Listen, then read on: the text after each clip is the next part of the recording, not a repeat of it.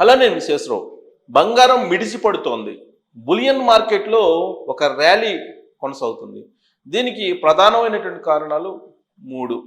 America కార్మిక శాఖ విడుదల చేసినటువంటి నిరుద్యోగ రేటు 1.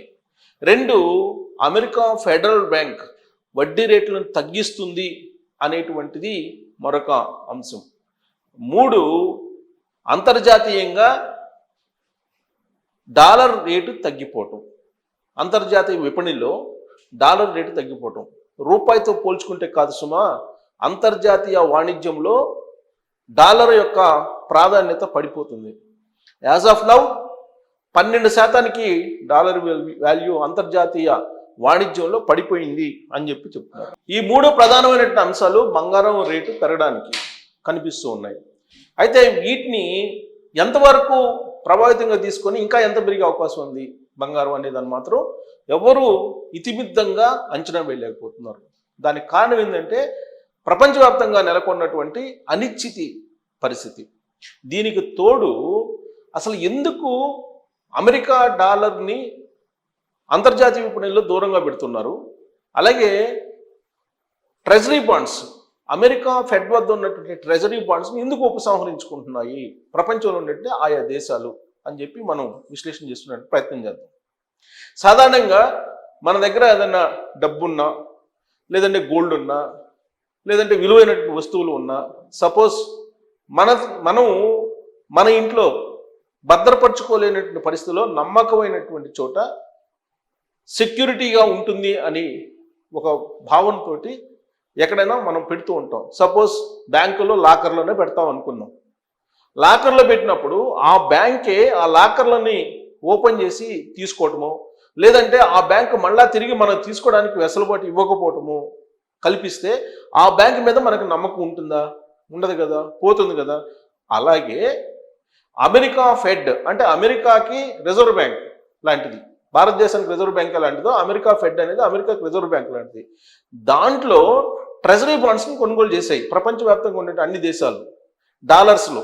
అంటే ఆ ట్రెజరీ బాండ్స్ని కొనుగోలు చేస్తే డాలర్స్ని కొనుగోలు చేసి సేవ్ చేసి పెట్టుకుంటాయి అనమాట. ఈ విధంగా $300 బిలియన్ ని కొనుగోలు చేసింది రష్యా. అది ఫెడ్ వద్ద ఉంచింది, దాచుకుంది దేశం యొక్క భద్రత కోసం.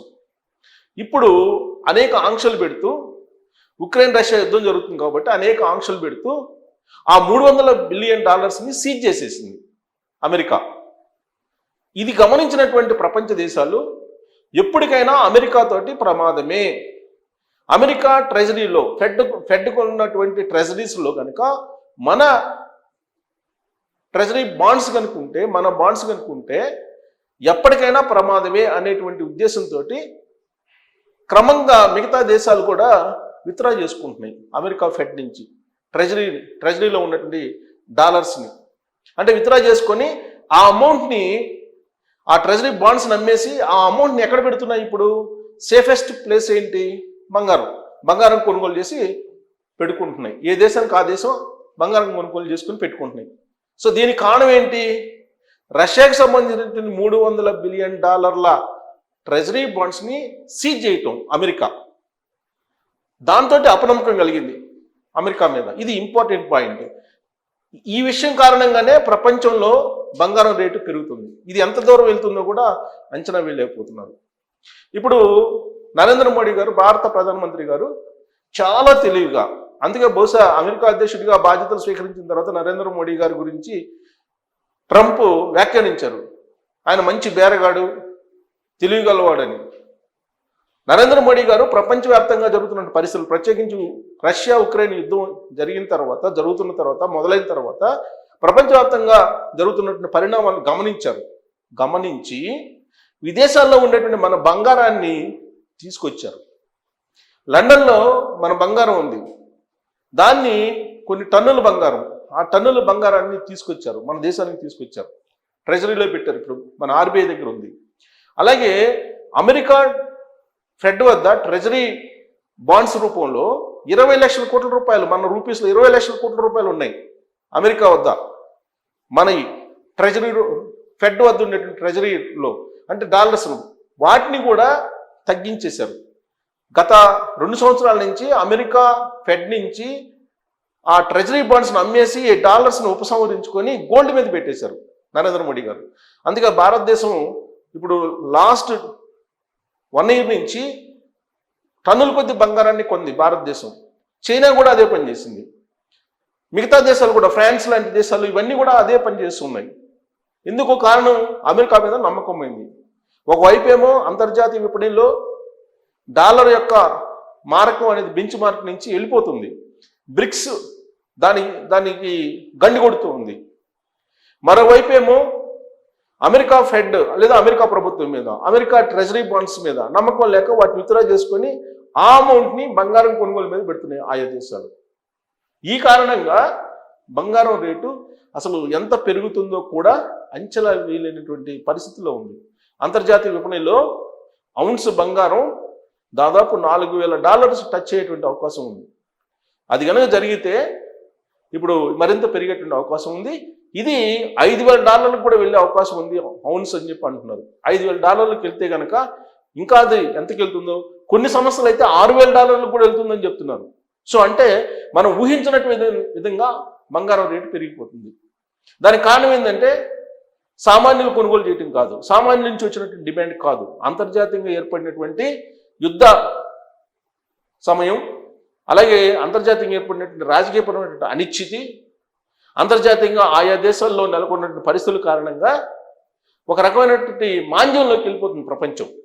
ఈ మాంద్యం క్రమంలో అత్యంత భద్రతతో కూడినటువంటి పెట్టుబడి ఏదైనా ఉందంటే బంగారం. అందుకే ఆయా దేశాలు బంగారం మీద పెట్టుబడులు పెడుతున్నాయి. డాలర్స్ నుంచి ఉపసంహరించుకొని, డాలర్ని మానుకొని రెండు అంతర్జాతీయంగా అంటే ప్రపంచవ్యాప్తంగా డాలర్ కొనుగోలు చేయటం, నిల్వ చేసుకోవటం, లేదంటే బంగారం కొనుగోలు చేసి నిల్వ చేసుకోవటం, ఈ రెండే పెట్టుబడికి భద్రమైనవి. సో డాలర్ యొక్క ఎపిసోడ్ అయిపోయింది. డాలర్ ఇప్పుడు అపనమ్మకం ఏర్పడింది డాలర్ మీద. సో ఇప్పుడు బంగారం మీద అందరు డిపెండ్ అయ్యారు. ఆ కారణం చేతనే ఇప్పుడు బంగారం రేటు విపరీతంగా పెరుగుతుంది. దీనికి తగ్గట్టు ఫెడ్ ఇంకా రేట్స్ తగ్గిస్తుంది. ఇది ఇంట్రెస్ట్ రేట్లు తగ్గించినప్పుడు మనం డిపాజిట్లు బ్యాంకుల నుంచి విత్డ్రా చేసేసుకుంటాం. అలాగే ఫెడ్ నుంచి విత్డ్రా చేసుకుంటున్నారు డాలర్స్ని తీసేసుకొని ఆ డిపాజిట్లను తీసేసుకొని ఎక్కడ పెడతారు? మళ్ళా బంగారం మీద పెడతారు. సో ఫెడ్ వడ్డీ రేట్లను తగ్గిస్తుంది అని చెప్పి అనుమానం వస్తేనే చాలామంది విత్డ్రా చేసుకుంటారు. ఇక తగ్గిస్తే ఎంతమంది విత్డ్రా చేసుకుంటారో ఆలోచించండి. ఇదొకటి. ఇంకో కారణం, అమెరికాలో నిరుద్యోగత పెరిగిపోయింది. అక్కడ ఉన్నటువంటి అమెరికా కార్మిక శాఖ అనౌన్స్ చేసిన దాని ప్రకారం నిరుద్యోగిత మే, జూన్, జూలై ఈ 2 నెలలకి విడుదల చేశారు. నిరుద్యోగత పెరుగుతూ ఉంది. పెరుగుతున్నటువంటి క్రమంలో అక్కడ ఆర్థిక మాంద్యం కనిపిస్తుంది, ద్రవ్యోల్బణం కనిపిస్తుంది. దీంతో బంగారం అసలు 2 లక్షలు దాటిపోయినా ఆశ్చర్యపోవసం లేదనే ఒక అంచనాకి కొన్ని సమస్యలు వస్తున్నాయి. దీనికి సంబంధించి నేను ఒక రిపోర్ట్ కూడా చూపిస్తాను. బంగారం సరికొత్త ఆల్ టైమ్ రికార్డ్ స్థాయిలో ఢిల్లీలో 10 గ్రాములు ₹1,12,000. ఇది నిన్నటి ధర. ఇవాళ మేలిమి బంగారం అంటే 24 క్యారెట్ల బంగారం ₹20 పెరిగింది. 22 క్యారెట్ల బంగారం ₹18 పెరిగింది. 18 క్యారెట్ల బంగారం మళ్ళా ఒక ₹18 పెరిగింది. సో ఇవాళ కూడా స్వల్పంగా పెరిగింది బంగారం రేటు. ఒకే రోజు నిన్న ₹5,000 పెరిగింది, ₹5,080. ఏడాదిలో ₹33,800 పెరిగింది. అంటే ఎంత శాతం పెరిగింది? 43% పెరిగింది. 43% అంటే రూపాయికి ₹0.5 లాభం వస్తుంది బంగారం కొంటే. గత ఏడాది నుంచి ఏడాది కాలం క్రితం కొన్నటువంటి వాళ్ళకి ఆల్మోస్ట్ రూపాయికి ₹1.5 లాభం. అలా రూపాయికి ₹0.5 లాభం అంటే సగం, రెట్టింపు. దేంట్లో కూడా ఇంత లాభం రాదు. దేంట్లో పెట్టుబడి పెట్టినా ఇంత లాభం రాదు. మ్యాక్సిమం 15% వస్తుంది, అందుకన్నా రాదు. లేదంటే 25% వస్తుంది. కానీ బంగారంలో ఇవాళ 43%, ఇది 50% చేరినా ఆశ్చర్యపోతుంది. ఇది యాక్చువల్ రిపోర్టు. ఈ రిపోర్ట్లో ఏడాది చివరి నాటికి, ఇది ఇంపార్టెంట్, $4,000 అంతర్జాతీయ ఔన్స్ ఇది $4,000 వెళ్ళేటువంటి అవకాశం ఉందని చెప్పి ఎవరు చెప్తున్నారు? ఇది ఆల్ ఇండియా సర్ఫా అసోసియేషన్. ఇది బులియన్ మార్కెట్ మీద బాగా స్టడీ చేసేటువంటి సంస్థ. ఆల్ ఇండియా సర్ఫా అసోసియేషన్ అనేది ఇది ఏం చెప్తుందంటే $4,000 అంతర్జాతీయ మార్కెట్లో ఔన్స్ బంగారం పెరిగేటువంటి అవకాశం ఉందని చెప్పి చెప్తుంది. అదే జరిగితే కనుక 1,50,000 దాటిపోయేటువంటి అవకాశం ఉంది. అందుకే ఇప్పుడు సిల్వర్ మీద ఎక్కువగా పెట్టుబడులు పెడుతున్నారు. ఈ సిల్వర్ కూడా అంతర్జాతీయ మార్కెట్లో $50 చేరే అవకాశం ఉందని చెప్పి మోతీలాల్ ఓస్వాల్ ఫైనాన్షియల్ సర్వీస్ నివేదిక అంచనా వేసింది. ఇది కూడా నమ్మదగినటువంటి సర్వీస్ సంస్థ మోతీలాల్ ఓస్వాల్ ఫైనాన్షియల్. ఈ మోతీలాల్ ఓస్వాల్ ఫైనాన్షియల్ సర్వీసెస్ ఎప్పటికప్పుడు అంచనా వేస్తూ ఉంటుంది. దాని ప్రకారం కూడా మీకు బంగారంతో పాటు వెండి కూడా పెరిగేటువంటి అవకాశం ఉంది. అందుకే వెండికి ఇప్పుడు హాల్ మార్క్ ఇస్తున్నారు ఇండియాలో. సో రాబోయే రోజుల్లో వెండి కూడా బ్యాంకులో పెట్టుకుంటే డబ్బులు వచ్చేటువంటి అవకాశం ఉంటుంది. సో లోహాలు మోతీలాల్ ఓస్వాల్ ఏం చెప్తుందంటే ఫెడ్ రేట్లు, అంతర్జాతీయ ఆర్థిక అనిశ్చితులు వెరసి ఇదిగో బలహీనపడుతున్న డాలర్, ఈ 3 కారణాలు చూడండి ఇక్కడ చెప్పారు. బలహీనపడుతున్న డాలరు, తగ్గుతున్న ఫెడ్ రేట్లు, అంతర్జాతీయ ఆర్థిక అనిశ్చితి, ఈ 3 కారణాలు ఈ లోహాలు అంటే బంగారము, వెండి ఇవి నానాటికి పెరుగుతూ ఉన్నాయని చెప్పి మోతీలాల్ ఓస్వాల్ భావిస్తుంది.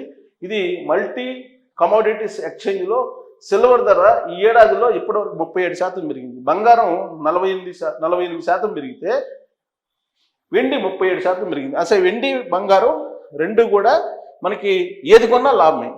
లాభపరంగా చూసుకుంటే కనుక వెండి కొనుగోలు చేసినా లాభం వస్తుంది బడ్జెట్లో. బంగారం ఇవాళ కొనే పరిస్థితి లేదు, దేశాలే పోటీ పడుతున్నాయి కాబట్టి మనలాంటి వాళ్ళు పోటీ పడే పరిస్థితి లేదు. సో రాబోయేటువంటి రోజుల్లో ఇదే ర్యాలీ బులియన్ మార్కెట్లో కనుక కొనసాగితే 2 లక్షలకు పైబడిపోయినా కానీ ఆశ్చర్యపోవాల్సిన లేదు. కానీ కొన్ని సర్వే సంస్థలు ఏం చెప్తున్నాయంటే ఈ పరిస్థితులన్నీ చక్కబడితే వితిన్ 2 ఇయర్స్లో ఇది 50,000 నుంచి 70,000 మధ్యలో బంగారం ధర పడిపోయినా ఆశ్చర్యపోవసరం లేదని చెప్పి చెప్తుంది. ఇప్పుడు ఫెడ్ రేట్లు పెరగడం, అంతర్జాతీయ ఆర్థిక అనిశ్చితి తగ్గిపోవడం, అలాగే డాలర్ బలపడటం, ఈ 3 జరిగితే మళ్ళా బంగారం 50,000 నుంచి 70,000 మధ్యలో ఉండే అవకాశం ఉందని చెప్పి చెబుతున్నారు. అయితే కాకపోతే ఇప్పుడు కాదు, మినిమం 2 ఇయర్స్ వెయిట్ చేయాలని చెప్పి చెబుతున్నారు. మరి ఇప్పుడు ఈ బంగారం బులియన్ మార్కెట్ ర్యాలీ ఈ మిడిసిపాటు ఇప్పటికిప్పుడు ఆగిపోయే అవకాశం ఉందా అనేది మీరు కూడా మీకు నాలెడ్జ్ ఉంటే కనుక ట్రోల్ చేయొచ్చు. Thank you.